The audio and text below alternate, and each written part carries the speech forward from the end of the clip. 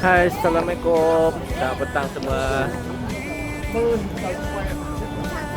So, petang ni Ajib dah berada di Merlion Park Tu boleh nampak patung singa kan? Nampak tak? Tu. Patung singa. Depan tu ada MBS Marina Bay Sands Hotel tu. Pilih-pilih abang ni. Dah buat video. Video sekarang ni.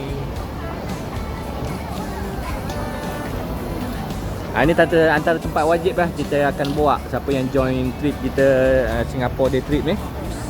Dia day trip sebenarnya tapi 3 hari. Kita bertolak hari Jumaat malam, bertolak Sabtu macam hari ni Sabtu kan, Sabtu pagi kita start masuk Singapore. Sampailah malam ni kita tengok light show. Settle light show baru kita keluar daripada Singapore, terus balik ke Kuala Lumpur.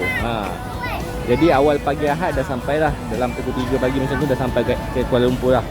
Siapa yang ambil yang JB, jadi dia sekejap lah, malam tu terus sampai JB lah.